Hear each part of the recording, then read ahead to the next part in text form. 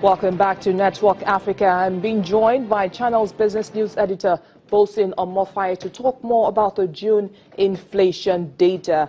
Now, Bosin, this is the highest in almost 11 years that we've seen. How did we get to this point? I think progressively we've seen production level outside oil, what we call non-oil exports, come to a level where things have gone really down. You've seen less production from industrial manufacturing. You've seen less exports, except for services, which is ICT and related subsectors. Agriculture over the last few years had also been a little bit steady.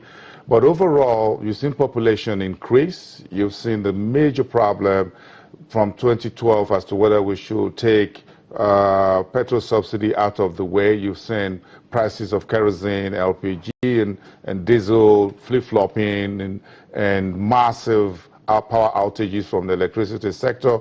You've seen people paying 200, 250, 400, 500 naira per liter for petrol. So all these have combined together to hurt industrial production at very small businesses and at a big business level. So on both sides, we've been losing. The only thing that will happen to you is inflation.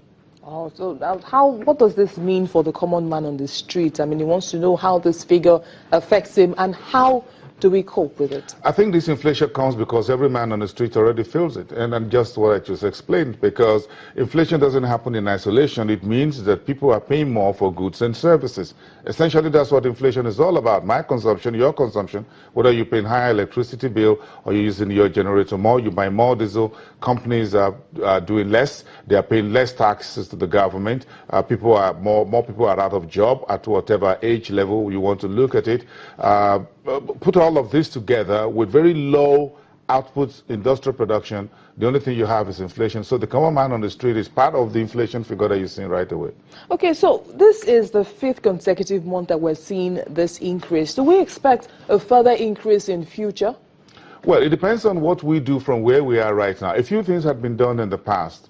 In terms of the new forex market, in terms of what the government is trying to do, some savings, perhaps some fiscal spending will come into the system, and this will galvanize some economic activity. If it doesn't, then we are likely going to see inflation moving up. But what we have now is a backward-looking information. We're looking at what happens next.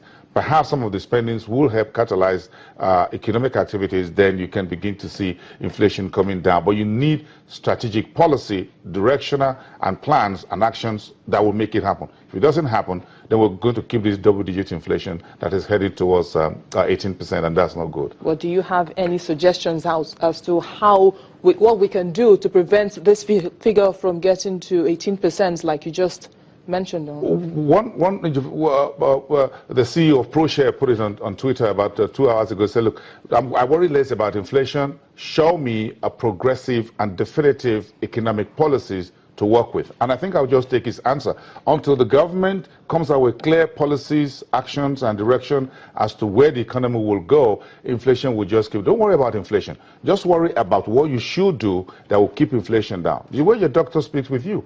Worry less, sleep, drink more water, take more rest, and naturally you get to feel a little bit better. It's just as simple as that. You don't do those things, then you're going to keep having headache. We hope we don't keep having headaches because these figures. Thank you so much, Bosin, for coming on the program. And that's our package today. Thank you for watching. I am BC Adebayo.